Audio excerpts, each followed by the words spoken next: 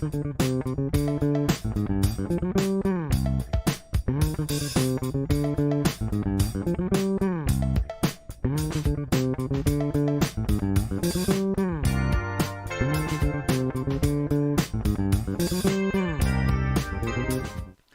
everyone, welcome. So for the ones of you who don't know me, my name is Zucconi. I'm a lecturer in artificial intelligence and a science communicator.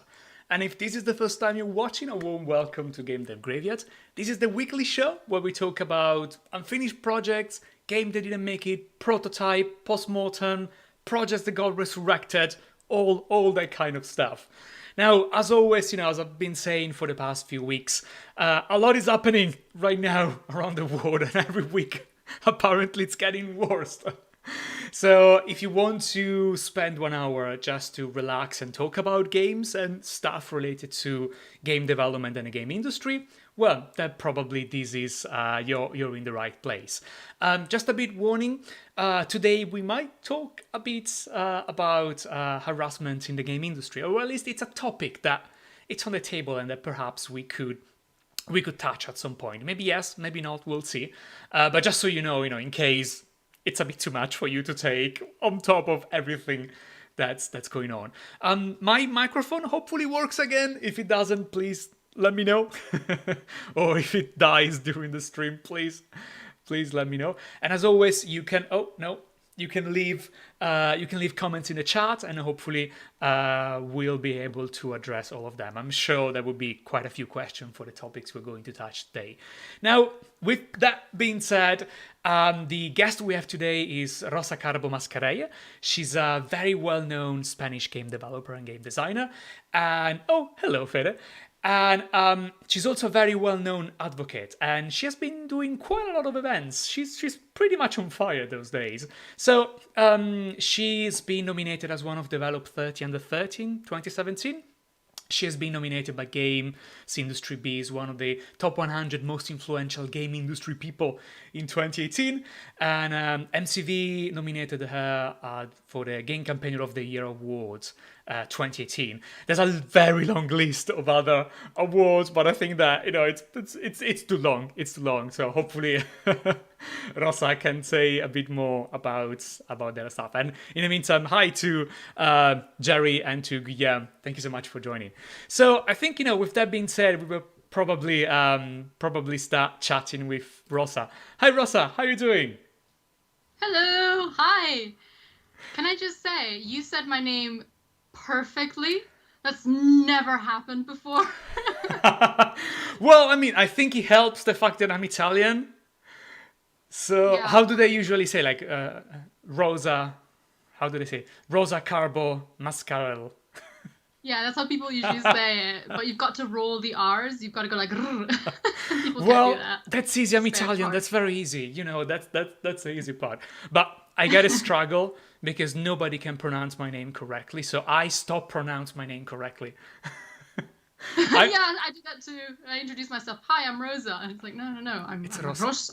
Rosa. That sounds a bit too much. You get in all the actual Spanish vibe.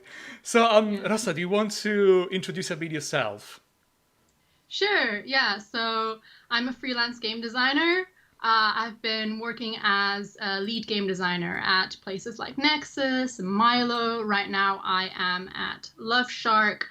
I've done plenty of games, mainly around like games for change, games for mental health, basically games that try to make the world a better place, because we need that right now. And yeah, so yeah, freelance game designer, that's what I am. Yeah, I think that we need that kind of content really, really badly. So also while you're chatting, I'm showing your website, and I think that people can see that you work not just on many projects, but also on a variety of very different projects. They all look very different.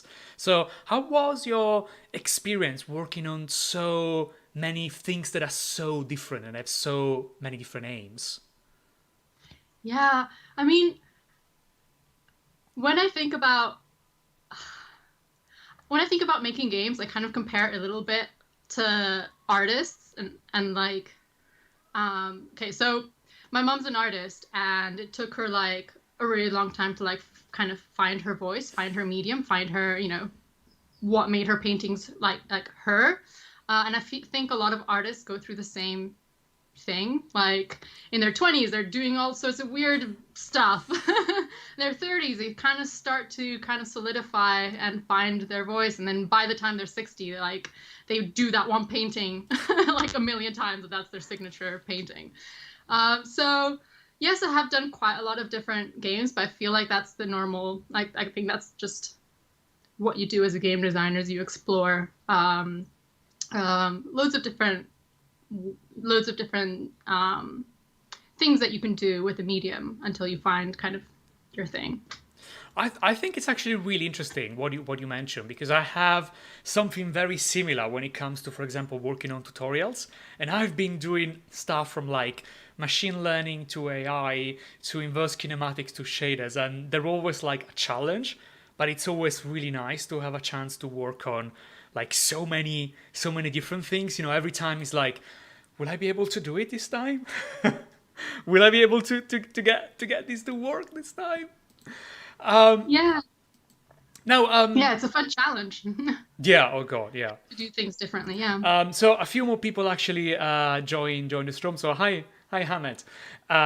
So hopefully, as I said before, if you have any question, you know, feel free to ask, and hopefully we'll get a chance to to answer all of them. Now, if you've seen the thumbnail for the video, you know that probably there was a very juicy picture, very juicy thumbnail as well. So Rosa has been working on a project that has it been ever announced, or? I didn't do a big announcement. Like I feel like I've been like doing vague tweets about it every once in a while. But I haven't done a big announcement for it. But I can talk about it. Okay, awesome. So do you want to talk a bit about Digame? Sure, okay. So Digame is a game that I've been working on and have an amazing team working on it as well. And it is a game where you play as a telephone operator to a very small Spanish town in the 1970s. And it's inspired by telenovelas. So you get to overhear everyone's gossip. Like, you know it all, you can overhear it all, and you can also play with the gossip. You can, you know, when you receive a call and someone says, connect me to my mistress, you could say, ha ha ha, well, I'm going to connect you to your wife. And then the affair is revealed. And the question is this game GDPR compliant? Well, no. I'm just glad that people are fictional. Let's just say that. Okay, then it works. So I can see that you know, the art style of the background you show me, it's amazing. Like when you sent me the image, I was like, I need to know more about this game. And it's also like this lady that is like, Escandalo. She's a bit. So yeah. So the art was actually Shazleen Khan, who's like an amazing illustrator. Like she absolutely kicked it out of the park with this with the illustration. So yeah, I'm happy that it caught your interest. That's exactly what it was trying to do. And also, you know, have like a pretty strong interest. Let's call it obsession. It's a term I say all the time. I have an obsession for alternative controllers. I haven't seen the game yet, but I would love like to play it on one of those like old switchboards. Is that the term? Is that the word where you sort of connect? Yeah, that's the term. Cables. Totally. I'm like, if anyone wants to give me money to make it in like an actual switchboard, I will do it. Like, no questions asked. Like, I will get an old switchboard and make this game work on an actual switchboard. But you know, publishers kind of want to be able to loads of people to play the game. And if I have an actual physical switchboard, then only like very few people will be able to play the game at festivals, which isn't as attractive to publishers.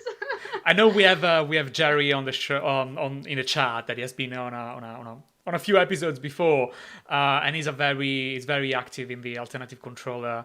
Yeah, exactly. And the alternative controller community. So hopefully he might have ideas. But we also have a question from Guillaume asking, is it a graphic adventure type of game?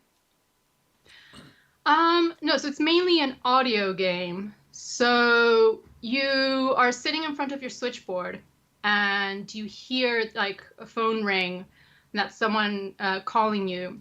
You pick up and then they ask, connect me to so and so. And so you're sitting in front of the switchboard, so you grab a cable and then connect it to someone in like a telephone in the town. And then those two people talk and you can overhear that conversation. So yes, it's very narrative heavy, but it's not that visual. I mean, like, it has like some audio visualizations, but it's more like what's interesting is in the audio. I like to call it a little bit like the Bandersnatch of podcasts. I haven't watched that. Don't spoilers. Oh, Panic. I have. It's like a big phenomena. I know, but it's too much anxiety for me. Like I can't watch some. I know that there's going to be too much tension. So I'm like, no, I'd rather play Proteus, instead. Yeah, it is very- So is it going to be like sort of Eliza style, like Zachtronic Eliza? I don't know if you've played that.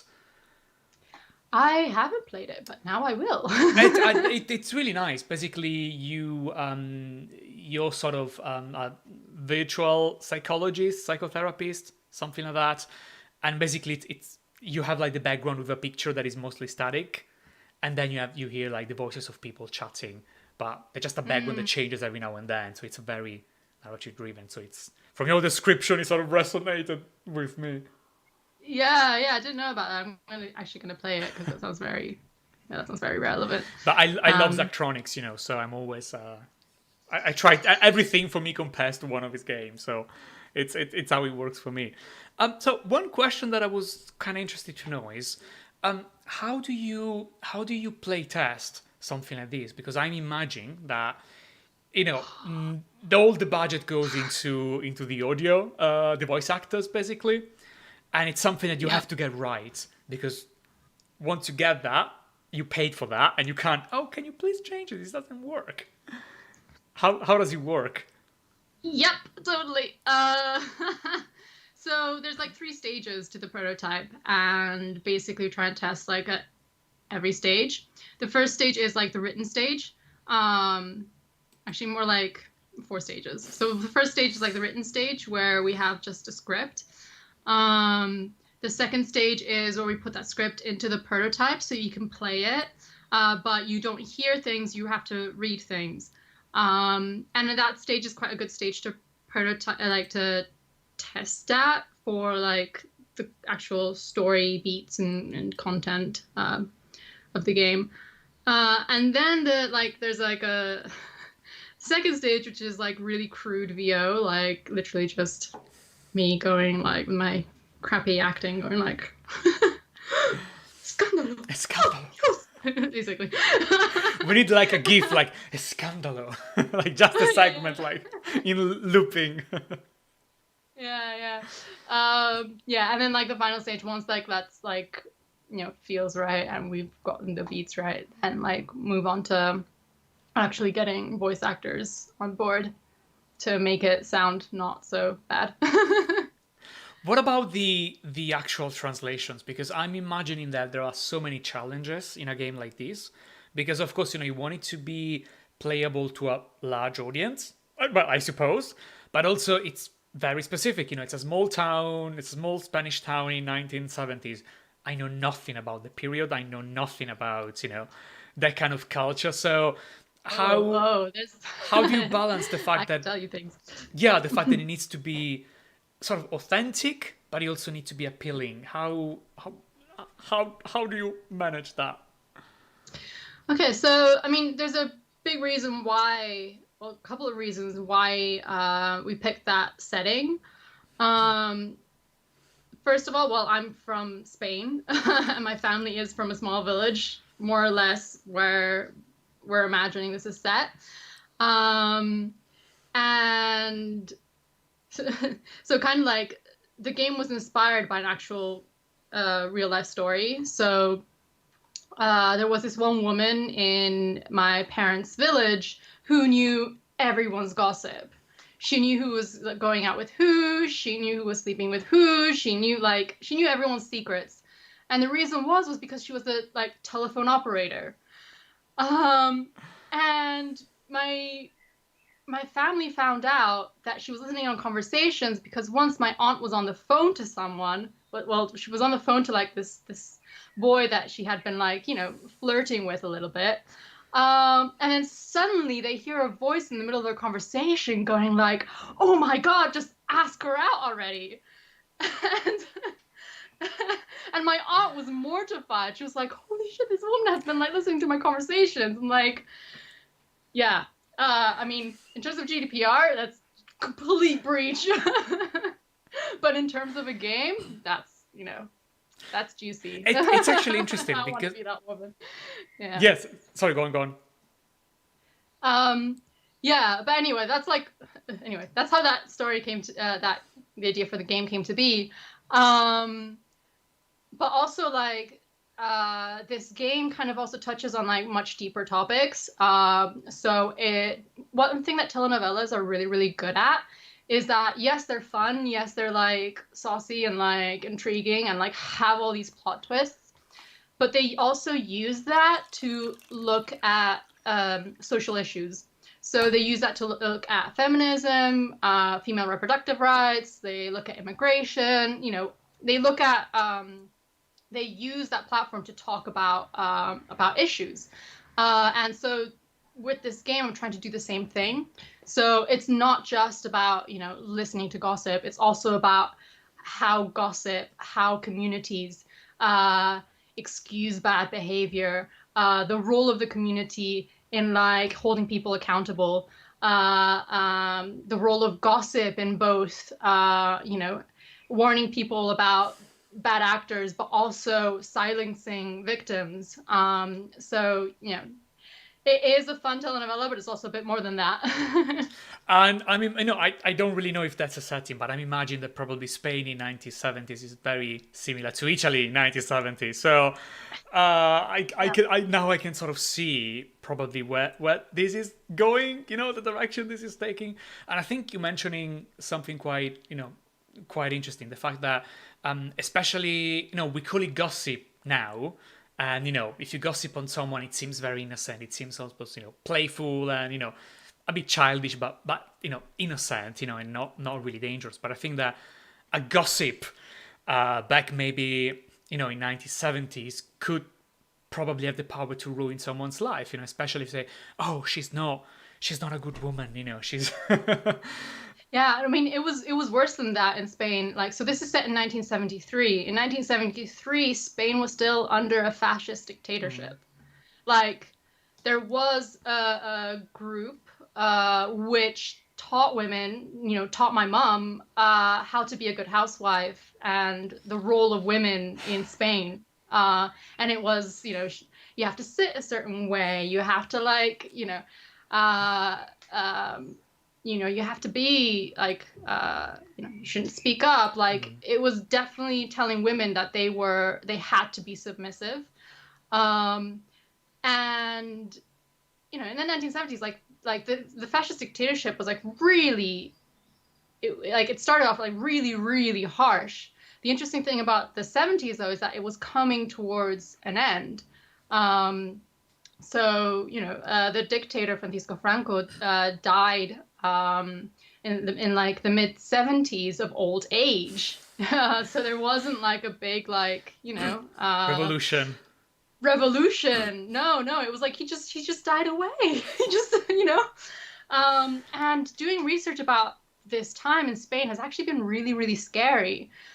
Because I was looking at this one video of Franco's last speech in 1975, and there were 500,000 people in the Central Plaza of Madrid who went to see him, and they were all doing Nazi salutes. And I watching this, I'm thinking like, these people are still alive. 500,000 people. Oh my God. Doing Nazi salutes. And like a lot of them are probably still alive. It's like it feels so scary to think that. Uh, so yeah, so anyway. No, I can see it, and I think it feels very scary because it's something that it sounds very cyclical, and I think that even now there's a bit of resurgence of like nostalgia of certain periods, and I think that people often don't realize because maybe they haven't witnessed those periods themselves. They don't realize the that the freedom of speech that they have now to talk about those things, it's something they would have not have if those things were actually happening right now. So Yeah, yeah. Yeah, it was, Franco, like, especially towards the end, people were like, oh, Franco wasn't that bad. Like, he softened a lot of his, like, fascism because, like, the rest of Europe was in a very different headspace then. But the reason he won the war was because Hitler and Mussolini helped him. That's why he won. He was entirely on their, within that bubble. So, all these Americans saying like, oh, what if Hitler won? Well, Hitler did win in Spain. You want to look what would have that alternate universe? oh god, that is really interesting. That is really, and there are quite a few movies and books and things that they say, oh, what if the Nazis won? Yeah. So maybe. Well, just look at Spain. Just look at Spain. Just look, there are some realities. There are some realities like these, and as we said, I'm imagining that this is, probably going beyond like women, having affairs. I'm imagining, for example, if someone, is queer or maybe is not compliant, with political ideas or social ideas, that are not necessarily political, how something like this becomes a single, sort of point of failure for that kind of information. And Yeah. the question is, were people aware that people were listening, or at least that there was a thing? Because now privacy is such a big issue now, and we still know but don't know what Facebook really does, and what Twitter really does. So I'm imagining that at that time it was even more mysterious knowing how the technology worked and how those things were happening, I guess. So do you have any, and you told me that your one of your relatives, she didn't know that someone was Yeah. listening, but do you know if people knew how the technology worked, or they were very. I mean, you think about the normal person, like probably not. It's hard to answer because obviously there must be people who did know, but imagine like the vast majority probably didn't know. And it's definitely something that we don't think when we're using like Facebook Messenger. We don't think in our day to day, oh, Facebook is probably reading this. I would go to jail. I think that's probably a very similar situation where it's like, in theory, we know that the telephone operator can listen in, but how often do you think that every time you pick up the phone, And I think that it's also a scale problem because back then, there weren't like 200 phones per house. There were only one Oh, yeah. on your sort of few rich people, or people that were relatively wealthy. While now, if you think, for example, about Alexa, some people apparently, their audio, the voice was listened by operators, but there are so many millions of of those items that you can't have everybody listening to you, but it's mostly automatic. So it's a bit of a weird issue. So Yeah. we have a question from Tim. So hi Tim. Evening Alan. Question for Rosa.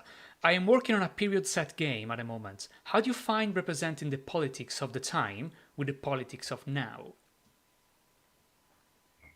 Oh, that's a good question. I am kind of using it to kind of draw parallels. So, obviously there were like different times and like I've done quite, big part is like doing a lot of research into, things that were particular to that time. But one thing I'm trying to do with this game is show that kind of the excuses that we use for like abuse, for like manipulation, they're the same. They were the same back then, and they are the same now. And so I'm focusing on like those parallels. So of course, like the context is different. Back then, like things were much, much more difficult. And thank goodness things have progressed a lot since then. But by showing that these tactics were also used back then, kind of shows how timeless they are and how much we still have to advance. It's I think it's a problem that we are probably going to face. Every generation has to face, at some point in some ways. And I think that a lot of people don't even realize that they're doing something necessarily bad. It's just the behavior they've always been used to do. They've never suffered consequences for their behavior made by someone else on them, so they don't necessarily see the negative part. And I think that this is something that you've been talking about in another one of your games, if I'm correct. So you've also been working on, oh god, the game with the longest title, A Woman Goes to a Private Games Industry Party. Yes, you got it right. Do you want to talk a bit about this game while we see it in the background? Sure. Okay, so this game, I actually made this game last year when, funnily enough, there was another big wave of, like a big Me Too wave happening. And I was feeling really, like, overwhelmed and tired. And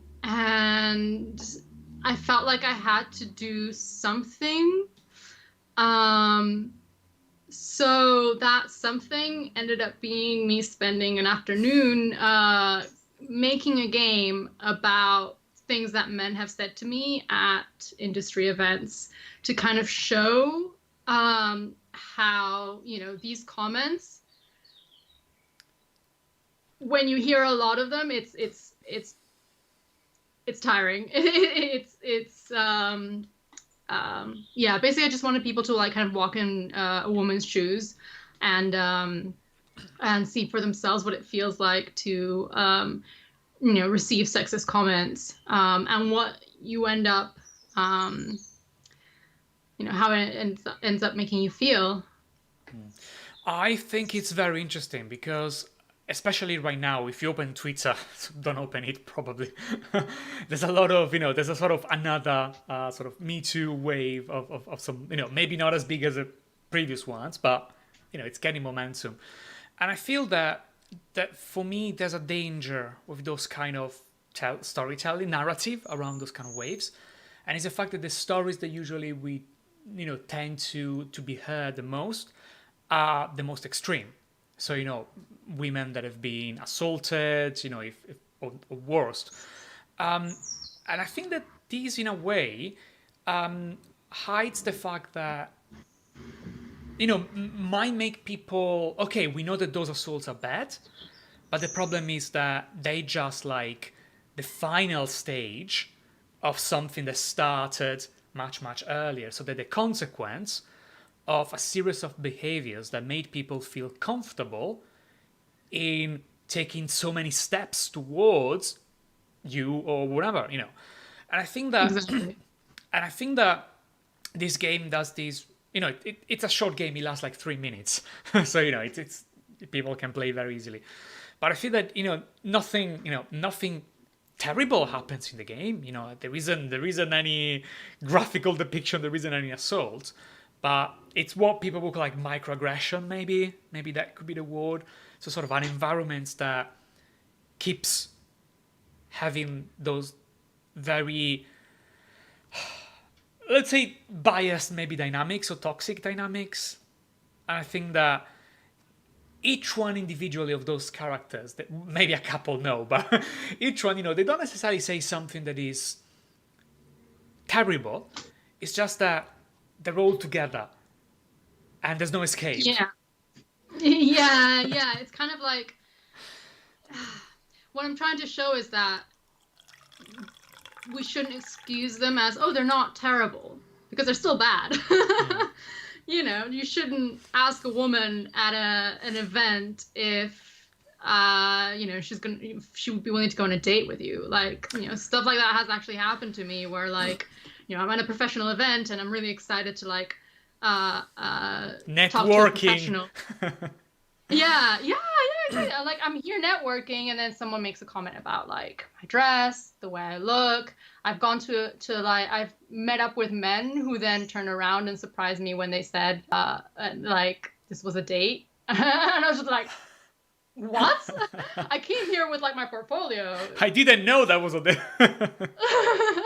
I know. And so, yeah, it's like, yeah, it's to kind of show that, like, it is an escalation. It is like, like, these comments are red flags, and we should see them as red flags. And if they do happen, we need to, like, stop it right there. We need to say, like, no, like, that's not appropriate. It doesn't, like, go on, like, it doesn't go on beyond here. And I've heard a lot of horror stories, and I've seen a lot of horror stories myself. Horror is maybe a strong word, but I've seen a lot of dynamics I think it's accurate. And, I think I've seen a lot of dynamics that I wasn't really happy about. Let's go with that. And there have been a lot of discussion, in the past few days about the fact that it's always women coming forward when something bad happens. And to be fair, I've been to a lot of game events, and a lot of those game events tend to have a very bro vibe to them. And they have all the issues that you can see in a locker room, a lot of them. And it's very problematic. It is very, very problematic. And the fact that so many, not many of the people in power in the situation report those things, to me tells two things. One is that some of them are not aware, or they don't feel there's anything to say, or some of them know it's bad, but they prefer not to talk. And I think that those two issues are both equally problematic. Now there is a big discussion about safe spaces and about how to foster environments that are safe. And I feel that this is like, people are talking about the game industry, and I'm like, no, this is not the game industry. This is power dynamics. So exactly, that's what I was gonna say. Yeah, it's the difference that, like, I think what men or, like, privileged people are not aware of is that there is a power structure. There is a power structure that when you are privileged and you're kind of, at the top, you can afford to not see it. And most people don't ever notice it until it's pointed out. And anyone, like, kind of underneath it has to be constantly aware, or is constantly being made aware of that power structure. So this is why, like, sometimes men say, like, oh, I thought what I did wasn't that bad. And it's because they weren't aware of the power that they held above the victim. It's like things like, oh, I thought it wasn't that bad to ask that person on a date. Well, then you didn't take into consideration that you are slightly senior in the same industry as this person.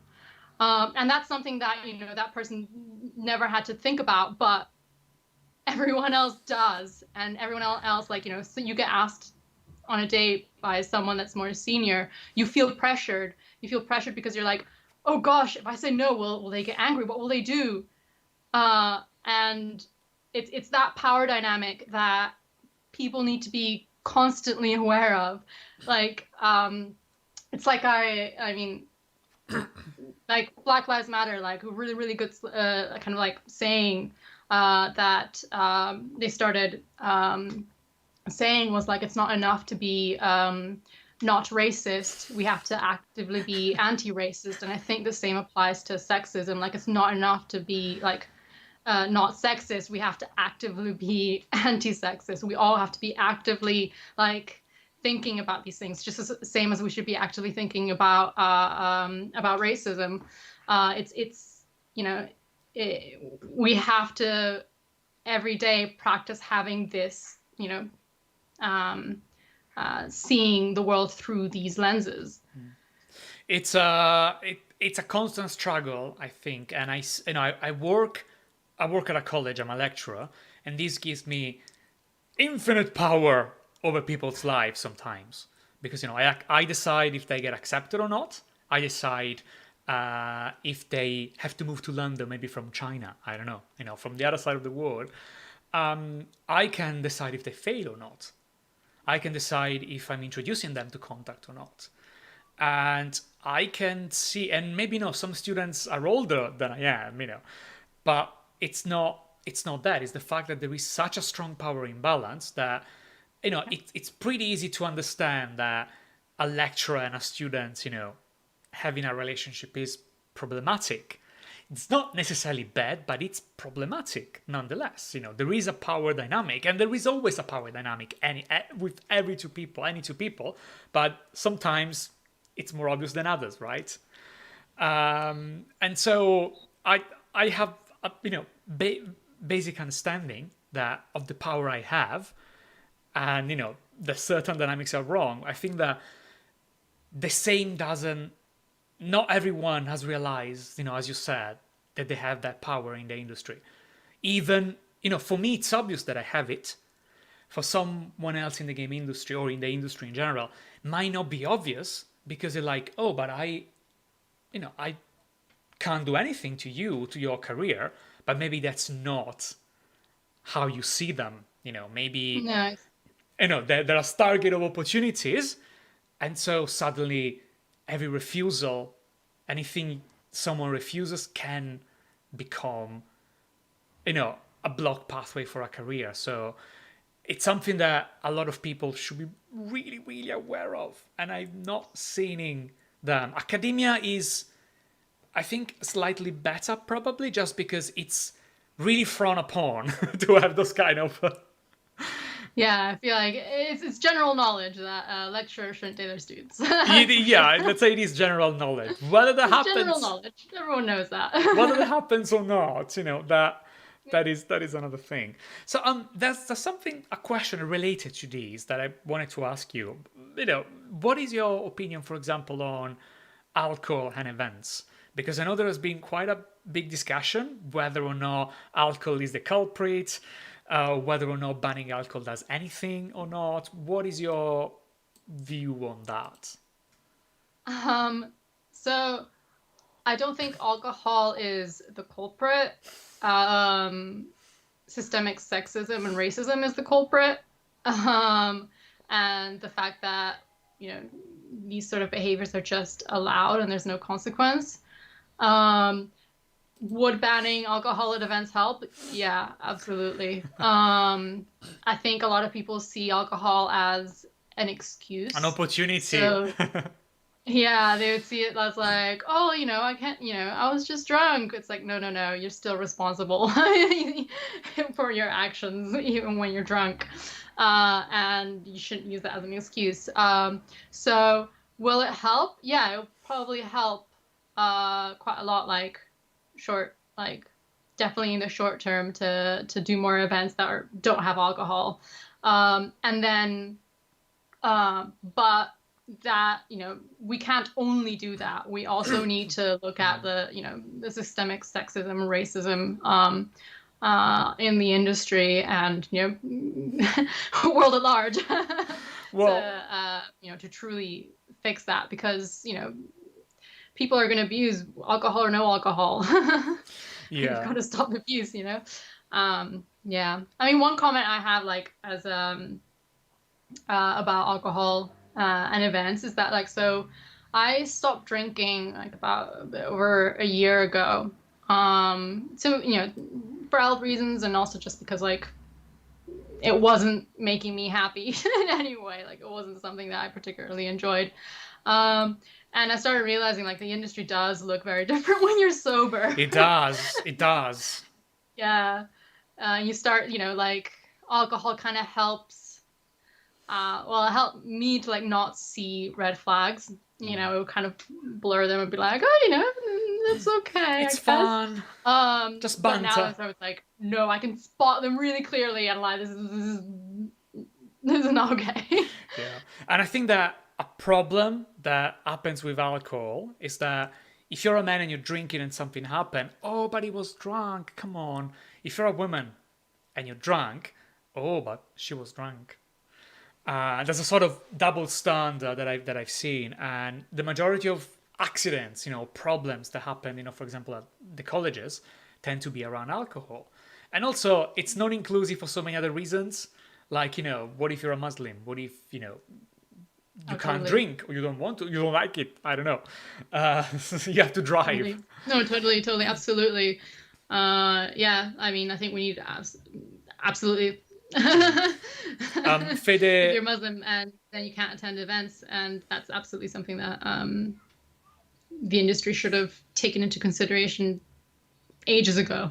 Fede and I, Federico Fascia, it's in the chat right now. We worked together at Goldsmith, and we started this tea and testing because every time people try to do tests like in a pub or some kind of environments like that, so we're like, no, we need to have tea and testing. Also, I love tea. Oh, Someone being biased, so it was a good excuse to get a college to pay for biscuits.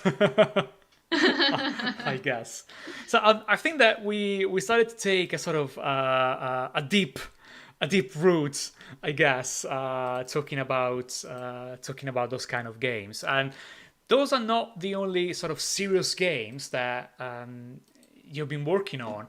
You've actually been working on another, I would say, pretty serious game that got a lot of media coverage, and it's called Corbyn Run. Do you want to talk a bit about that? yeah, sure. So Corbyn Run we did during the UK general election in 2017. And it was a game for the UK Labour Party during that election. So basically, someone in the Labour Party went, you know what Jeremy Corbyn needs? A game. That's I really want to see that moment, like. Yeah. And then like all these like people who were like in activism and politics kind of going like, we don't know how to make a game. Wait, I think I know someone who makes a game, and like came into my lap. And yeah, so basically we that game, what he wanted to try and do was to teach people about Labour's manifesto, so what they were pushing for. And so yeah, that's what we did. We did a runner with Jeremy Corbyn, and you amassed followers and fought off people like Theresa May and Boris Johnson. Oh god, it's a terrible game. It's scary, terrifying. Not terrible, it's terrifying. And also, there's the ghost of Margaret Thatcher. Like if Oh yeah, and there's the ghost of Margaret Thatcher as well, which you also like shooting ectoplasm. Like if this is not enough to convince people to try the game, I think nobody else can. Yeah, I think it like, I mean, it did like it really blew up, and I think a big part of that was like, oh my gosh, Jeremy Corbyn has a game. Like games are in like parties. Games are politics. Who could have games. thought that? Yeah. Yeah, it got a lot of traction. Like suddenly, it was like on the BBC. It was on like the Guardian. It was everywhere. It was everywhere. Yeah, it was everywhere. Yeah, it was everywhere. Were you happy with how the game was received? Oh gosh. So the thing no one tells you about working with organizations that have never made games before is like they have no idea how long it takes and how much money it takes to make a game. I know, right? So with Corbyn Run, they like got in touch like 2 months before the election date, which is not a lot of time. Yeah, if you're a game developer, you probably know that is not a lot of time. So, Fede, like, he worked on the game and he was like the magician that made it all possible. He like spent 2 weeks on like the hottest weeks of summer in the UK, like building building Corbyn Run. And yeah, I mean, like, we didn't, it was really rushed. We didn't get a lot of time to, do like testing and like fix a lot of bugs and like all that kind of stuff. So, it's what it is. But it served its purpose, and that's all I had to do. So, And I can all right. say that Corbyn Run had like a few lines of my code in there. Ah! So yeah, it was nice. It was nice knowing that some code I made is actually actually end up being part of Corbyn Run somehow. Somehow that happened. I think it's Part of the legacy. exactly part of. Maybe if people will decompile it, they will see Alan Zucconi dot. You should have added like a little comment in there, like Helen was here. Oh God, I don't know if that that's going to chase me in the future. But yeah, I think it was really interesting. It was really interesting. And you mentioned when we were chatting yesterday that someone made a game about Theresa May as well. Yes. So someone made a game called Theresa May and Field of Wheat, I think it was called. And it's just an endless runner where Theresa May runs through a field of wheat. It's a natural idea, I told you. And you were like, it actually exists already. It exists. Someone made it. Yeah. And this, I mean, for context, if anyone doesn't know why that's a joke, so Theresa May, a reporter asked Theresa May once,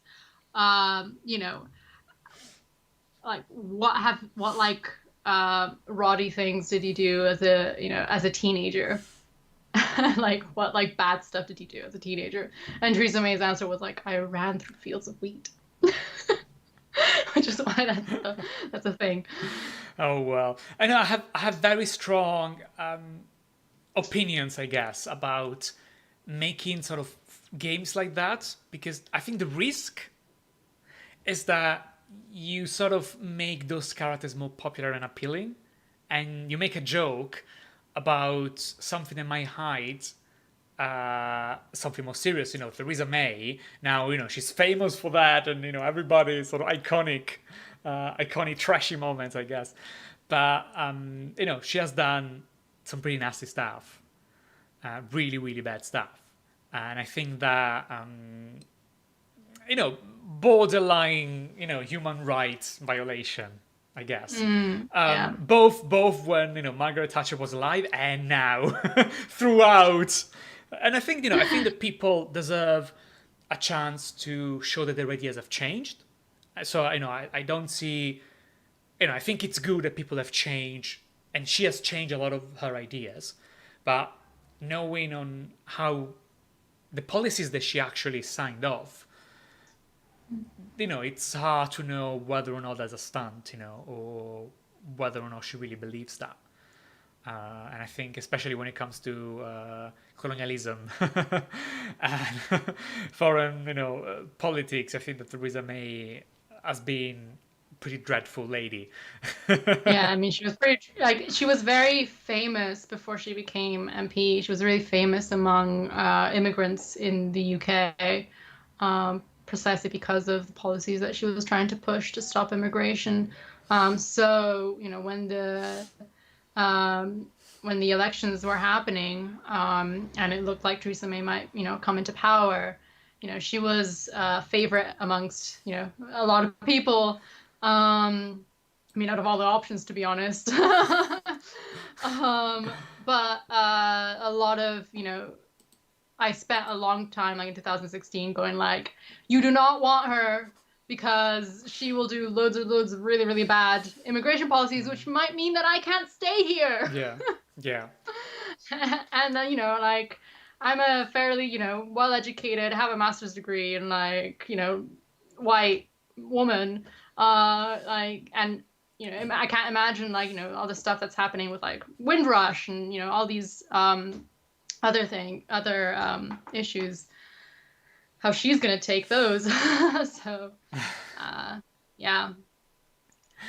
I said to people, oh, we're going to have a relaxed evening. And Yeah. oh, Actually, no, I'm we not actually sorry. You have need to know about this. Like, we actually have Anissa Sanusi in the chat. Hi Anissa. Lovely to see you. If you're interested, Anissa, she's doing a lot of work in the game industry, especially supporting women and underrepresented genders in the game industry. And we invited Federico and I invited her to an event we organized called the Games Library Night. So maybe I will put it somewhere. There's a video where she talks about her mentorship program. So if you want to check it, I will probably put a link somewhere. yes, everyone should check out Anissa's mentorship program. It's called Limit Break, and it changed my life. Oh, that's really Changed my life. I endorse it 100%. She's like changing the world. that's really nice. One game at a time. Yeah. One game at a time and one mentorship at a time. And I think that this is in a way a good message. The fact that there are a lot of people in the game industry that we can say as bad actors. I don't necessarily want to call them bad people because this implies that they do this intentionally. And I think that sometimes people see themselves as good and they try to do good things, but maybe the effect of those things is not necessarily good, I guess. Yeah. I'm thinking about a lot of people that are extremely conservative and religious. They have those policies and they believe those policies because they think that it's what will make the country works best. They do it in the interest of the country. And I think for Brexit it's very similar. A lot of people voted Brexit because they genuinely believe that this is what it's going to make the country works best. So in that sense, it's not that they necessarily have racist views or nationalist views. It's just that it's what they believe, that it's the best things to do. It's what will help them. The results might not have worked in their favor either. Yeah, I mean, I always I definitely believe that everyone thinks they're a hero in their head. Everyone believes they're the good guy. And people do bad stuff. Like that's inevitable. Everyone does bad stuff every once in a while, and that doesn't necessarily make you a bad human, I think. But the big difference is that is whether or not you're willing to look at that, look at the bad thing you've done, and decide to improve yourself and like not do it again. Everyone does mistakes. Everyone might accidentally say like a sexist or racist comment at one point and then kind of go like, oh shit, that was bad. But the difference between like someone, what I think like someone good and someone like who needs to work on themselves is that someone good will look at that and say like, oh, sorry, I'll check myself next time, and that's absolutely fine. And then like someone that needs to work on themselves will probably like get angry, get defensive, play the victim, and those are the behaviors that we need to see. Like, no, like we're saying like you're not a bad person, you did a bad thing, and you need to look at that and fix that, basically. I think that there are so many power dynamics that are sort of reinforcing each other, that sometimes you have a limited amount of effort and energy and time, and dedicating them to change certain dynamics, it's a waste of time. Not because they're not important. Oh god, these things keep escaping. But it's because I think it's because sometimes instead of trying to change people that might be bad actors, it might be more convenient and efficient and effective to help someone instead of trying to change someone else. At least, that in my experience helped much more. There are a lot of dynamics we can't really change, but if we have any tiny amount of power, we can help someone else, and I think that it's a very powerful statement because yes, we all have the power to do damage, but hopefully we also have the power to help someone. And I think that Absolutely.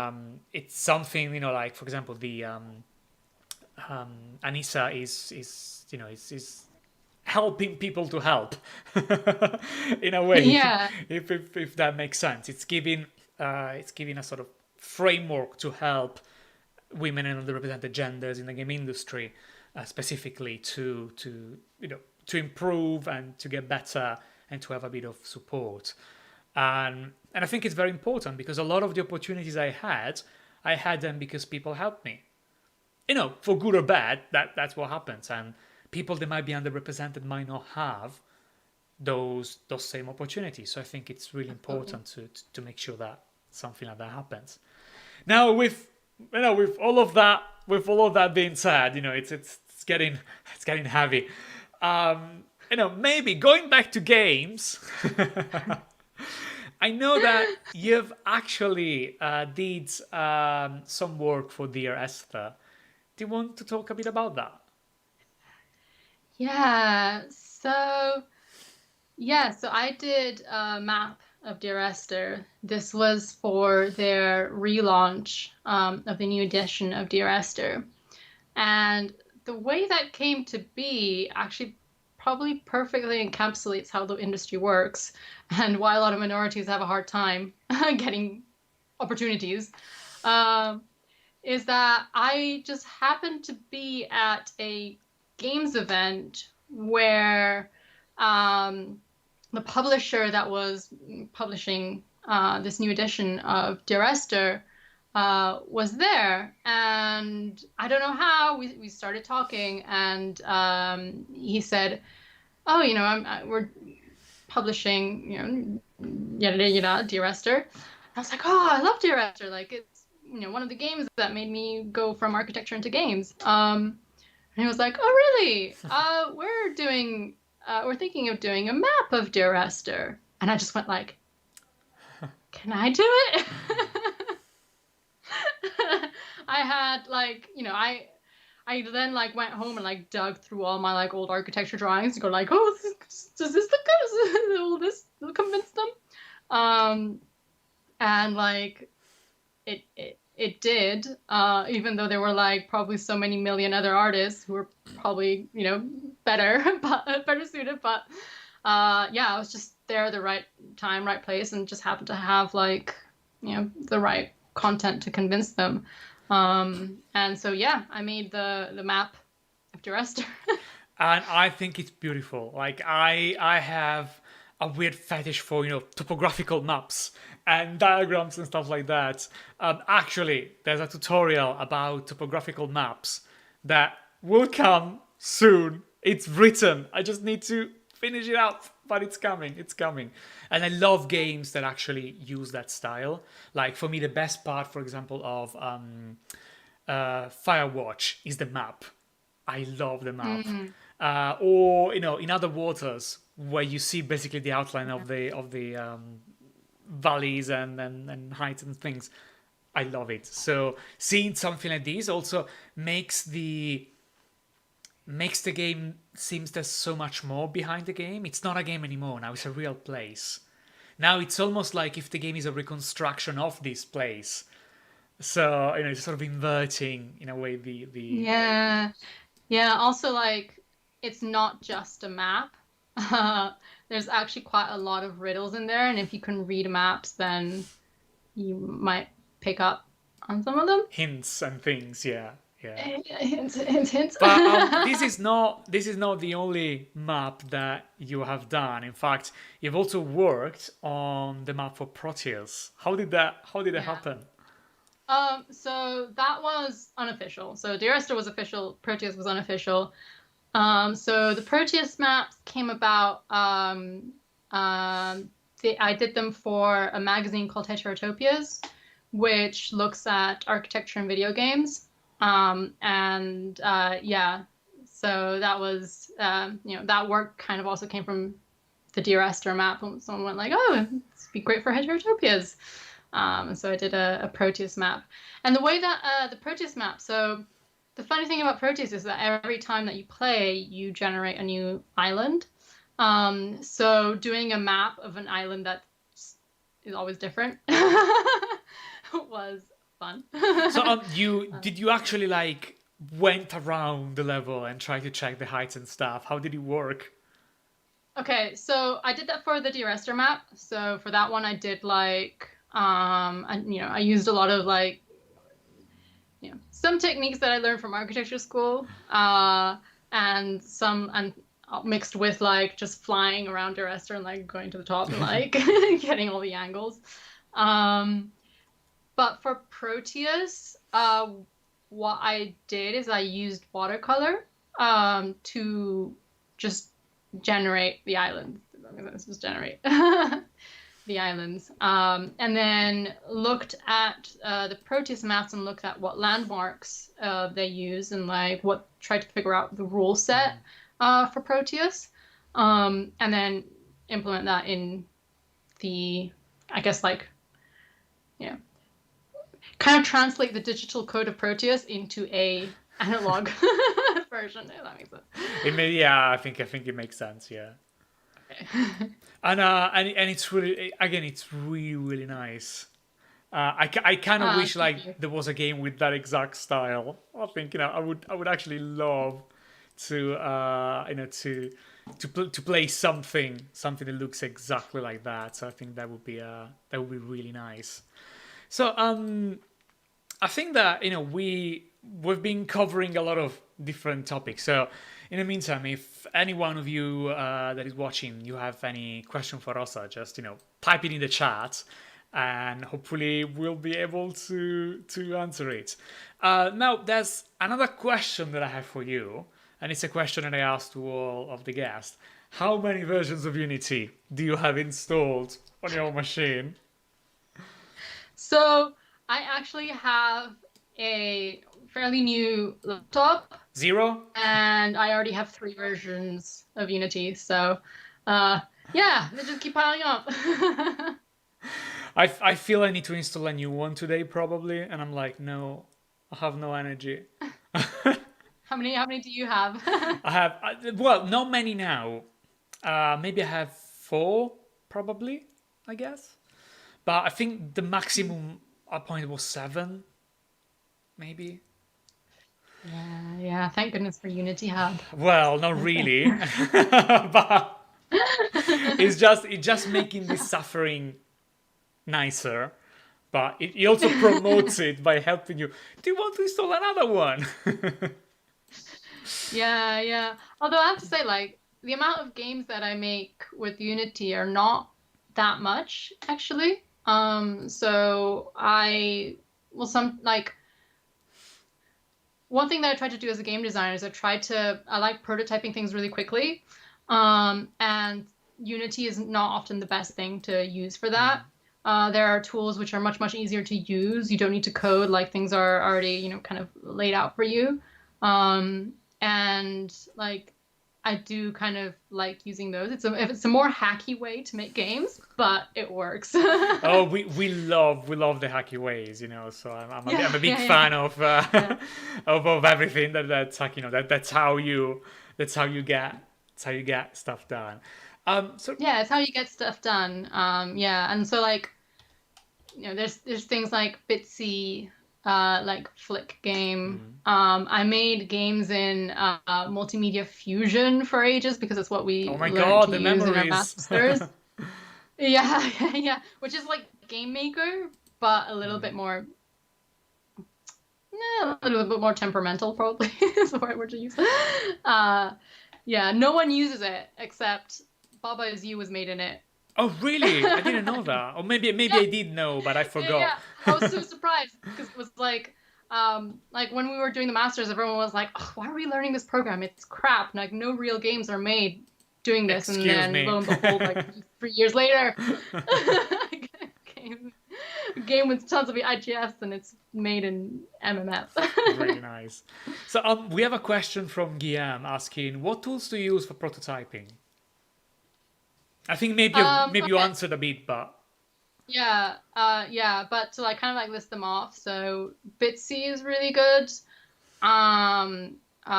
Flick Game is kind of like, it's a bit more limiting, but works for like very simple stuff. There is Game Maker, and the tool I've been using the most now is I've been using Fungus with Unity. And what Fungus does is that it makes Unity really, really easy to use because you don't have to code anything. And it works really, really well for narrative games, especially because that's kind of like out of the box. But it also has like some features like you can make things like move around and wiggle and like drag and drop kind of like out of the box as well. So it's not just limited to narrative games. So, Rosa, if people want to find you, where can they find you? Where can they talk to you? Where can they see your stuff? So you can find me on Twitter. So I am More Ellen. So MoreElen. They will find the thing below in the description box. Yeah. So that's the best place to find me. You'll find tweets about the games industry, tweets about games, tweets about the state of the world. Oh God! How we need to do better, which is important. But also occasional like pictures of banana bread. And if I had a cat, I'd also take pictures of my cat. But I don't have a cat, sadly. Maybe one day. Then please get a cat, so that we can get that as well. Yeah. If I ever get a cat, that cat is gonna hate me because I'm gonna take pictures of it all the time. Or maybe it's gonna love you. Who knows? It will sleep all the time. So. Yeah, I'm gonna be that overbearing like cat owner that's like always getting her cat. Yeah. But so thank you so much, Rosa, for being here with me tonight. I think it was really interesting. And thanks for having me. Usually we talk a lot about games, but I think that people don't always realize that the people who make games sometimes have a lot of issues because in order to make those games. I think it's always interesting to remember the struggle, not just a technical one, which I talk plenty about. Yeah, it's a miracle that games get made. Yeah, especially exactly. But so yeah, thank you so much for being here tonight, and hopefully we'll chat to you soon. Thank you so much, Rosa. Yeah, talking. So to all the people that are still watching, don't close it yet. So I just want to spend some time to introduce the guest that we are going to have next week. It's called Jai Banag, and is an amazing game designer. He has been working on a lot of games, and they're all incredibly polished. I've known him initially for Tasenda, which is a train game. Beautiful, lovely shaders, lovely game. It's a narrative game with audios from real people. But he's been working on Too Many Cooks, which you can see here in the video. And also on another mobile game called Nude Climbers.